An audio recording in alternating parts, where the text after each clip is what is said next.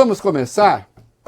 O Moraes, Alexandre de Moraes, depois de tudo, vocês viram, nós sabemos, depois de tudo o quê? Bom, depois de tudo, a CCJ deles lá da Câmara votou um projeto que se entende ser contra Moraes. Quem censurar a gente que mora nos Estados Unidos ou será deportada ou será proibida de entrar no Brasil. Uma seção lá do Departamento de Estado publica uma coisa falando em reciprocidade, dizendo, enfim, em última instância, uma coisa agressiva contra o Estado brasileiro, como se fosse uma decisão do Estado brasileiro, as medidas tomadas pela Justiça, lá atrás contra a X, agora contra a Rumble, né? Porta-vozes dessa gente aqui no Brasil, disfarçados de jornalistas, torcendo para que os Estados Unidos façam uma devassa para saber se o Alexandre tem contas nos Estados Unidos e que ele possa sofrer sanções, ele, sua família e tudo mais, né? É uma gente muito ressentida, muito rancorosa ainda, que odeia o Supremo. São as viúvas ainda da Lava Jato.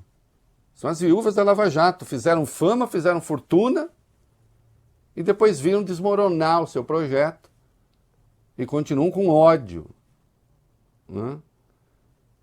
Então tem esse negócio. E aqui, né, extrema-direita. Bom, o Alexandre falou, né? Não foi o único que falou, mas o Alexandre falou. O que é que a gente tem aí? Vamos lá.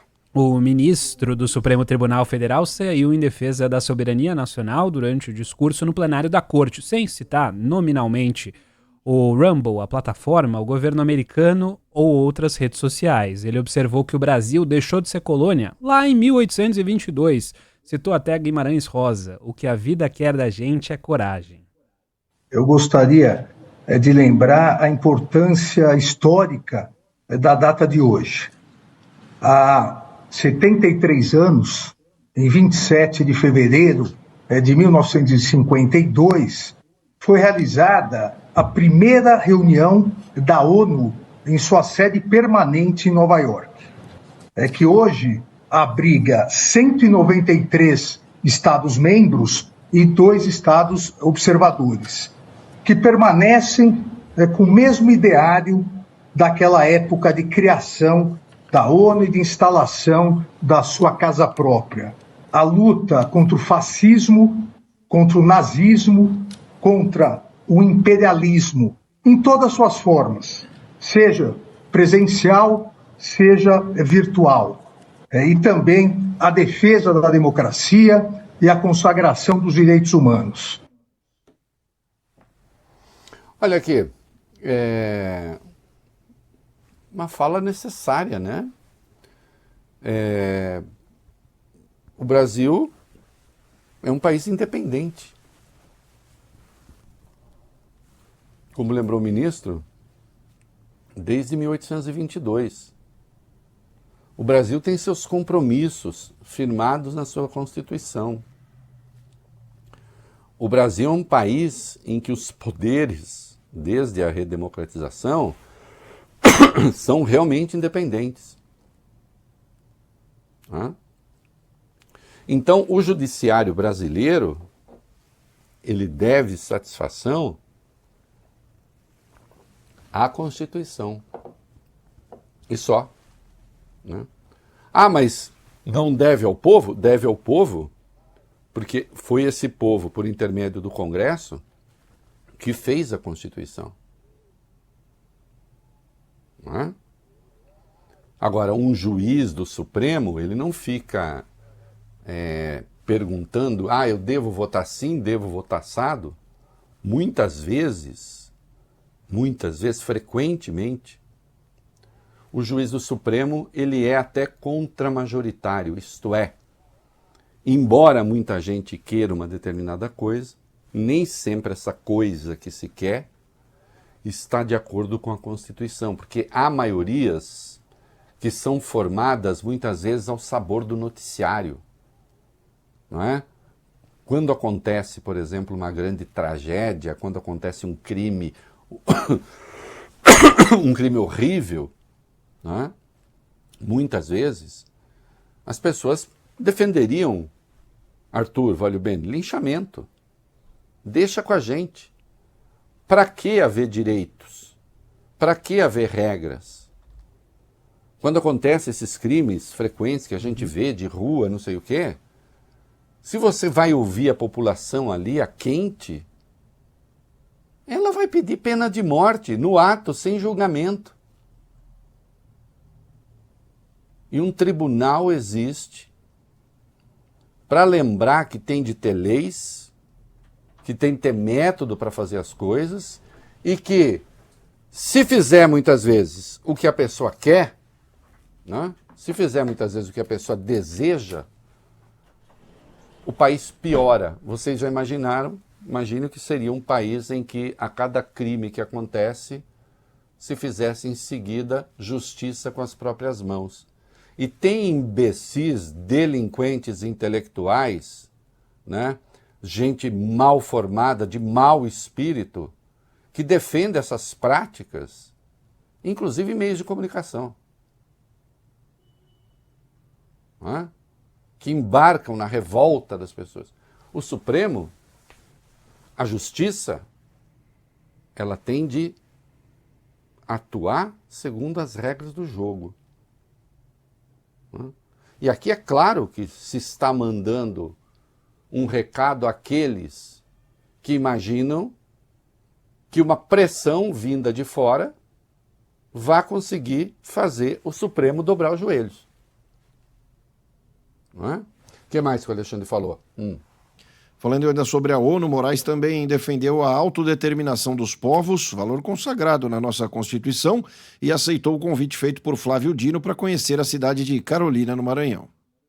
Objetivos almejados por todos os 193 Estados-membros, sem discriminação, sem coação ou sem hierarquia entre Estados, com respeito à autodeterminação dos povos e igualdade entre os países, como proclamado, inclusive, pelo artigo 4º da nossa Constituição Federal e bem lembrado hoje em mensagem do ministro Flávio Dino, a quem agradeço e digo que será um grande prazer conhecer a belíssima Carolina do Maranhão, Carolina do Estado do Maranhão, que Sua Excelência tão bem governou por 2 mandatos.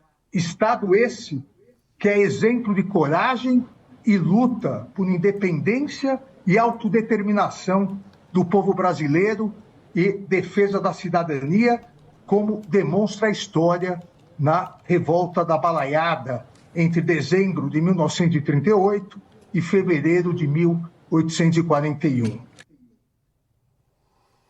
Uma revolta ocorrida no estado do Maranhão, também conhecida por Revolta dos Bem-te-vis, a balaiada.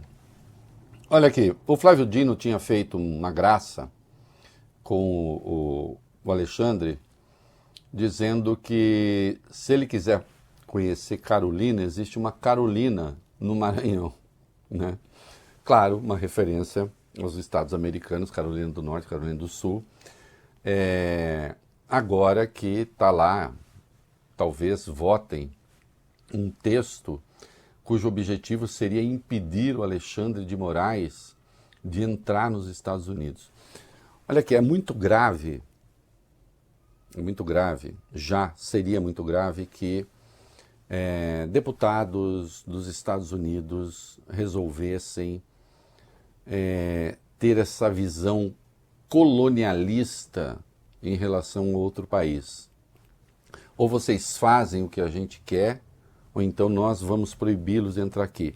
Mais grave ainda é que haja brasileiros, notadamente Eduardo Bolsonaro, um deputado brasileiro, empenhado nessa tarefa, já viajou aos Estados Unidos esse ano 3 vezes, com o fito de mobilizar americanos para punir, né, um juiz brasileiro.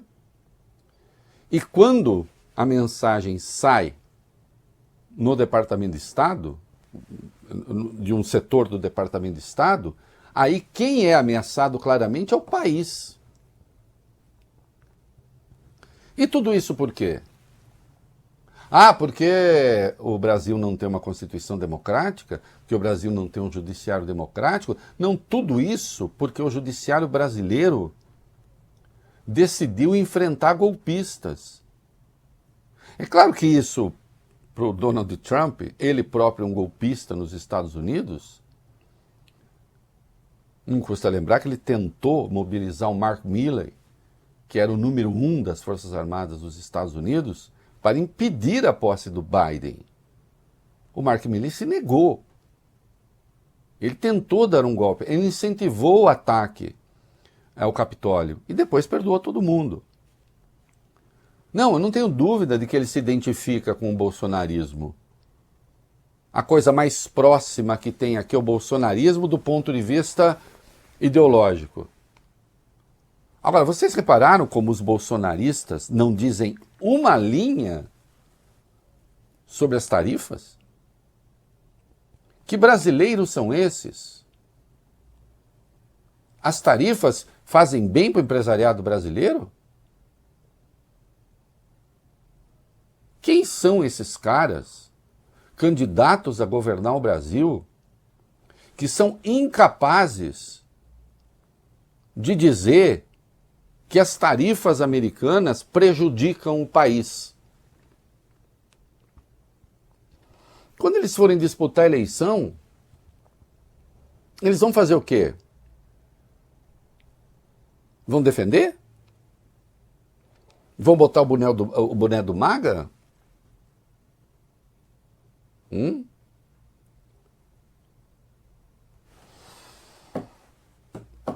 Moraes falou mais um pouco, vamos lá.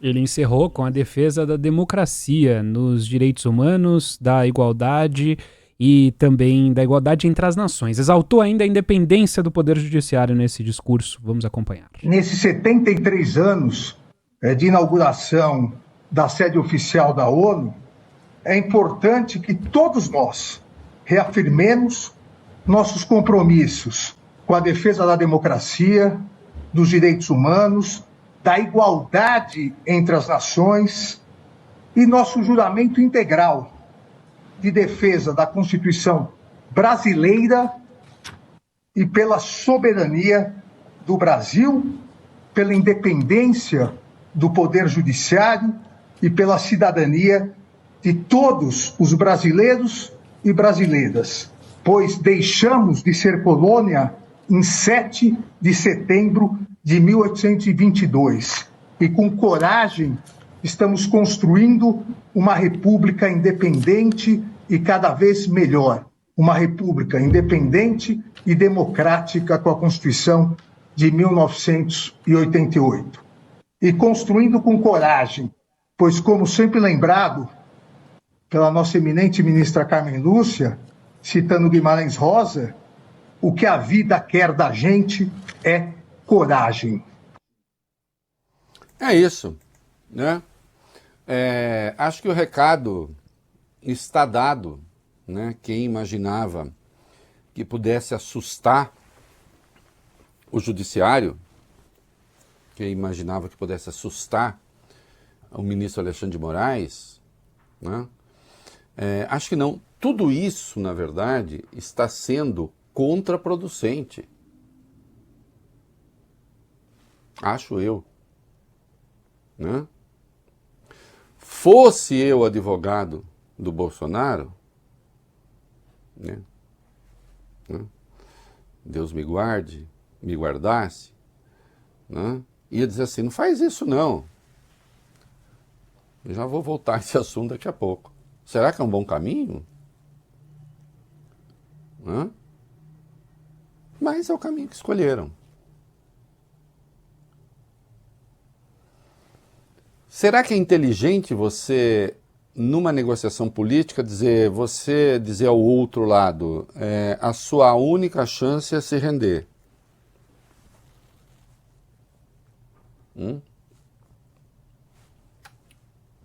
Se a pessoa é timorata, se rende. Se não, não, né? É a velha história. Nada é tão perigoso como um bicho acuado. Né? Toma cuidado com esses momentos. Mas sejam livres para fazer o que vocês acharem que é o certo. Barroso também falou uma boa frase, vamos lá. Ministro Roberto Barroso, presidente da Corte, também se manifestou depois da fala de Alexandre. Disse que a Corte seguirá cumprindo seu papel como guardiã da Constituição, apesar dos ataques contra a democracia. A declaração foi dada no plenário da Corte após a fala do ministro Alexandre de Moraes. Barroso afirmou ainda que o Supremo não teme a verdade, muito menos a mentira. Nós bem sabemos o que tivemos que passar para evitar o colapso das instituições e um golpe de Estado aqui no Brasil. A tentativa de fazer prevalecer a narrativa dos que apoiaram o golpe fracassado não haverá de prevalecer entre as pessoas verdadeiramente de bem e democratas. O Supremo Tribunal Federal continuará a cumprir o seu papel de guardião da Constituição e da democracia. Nós não tememos a verdade e muito menos a mentira. A frase é muito boa. Nós não tememos a verdade, portanto, nós queremos tudo o que aconteceu, mas também não tememos a mentira. Isso que tenta se arquitetar de inventar uma história, né? E nós sabemos as histórias inventadas, nós sabemos que certas construções mentais se assentam em coisas ridículas. O Bolsonaro tem a coragem, por exemplo, de dar entrevista, ainda hoje, de participar de live, né, e dizer quem fez o 8 de janeiro foram as esquerdas. Ele diz isso com desassombro. E claro, aqueles que acreditam nele nem se dão conta e nem se perguntam, então, por que ele estaria empenhado em anistiar essas pessoas. Quer dizer, nada faz sentido. Agora, que fique claro, que fique evidente, esse movimento para tentar intimidar o Supremo, achando que de fora para dentro isso vai impactar a decisão dos ministros, aí realmente é uma aposta estúpida. Ainda que os Estados Unidos prometessem, sei lá, retalhar o Brasil por causa de decisões do Supremo? Prejudicar o conjunto dos brasileiros por causa de decisões do Supremo? Vamos lá, nessa hipótese, os bolsonaristas fariam o quê? Continuariam a se ajoelhar para Donald Trump, como fazem hoje? Continuariam a botar o bonezinho do MAGA, como fazem hoje? Pensem um pouquinho.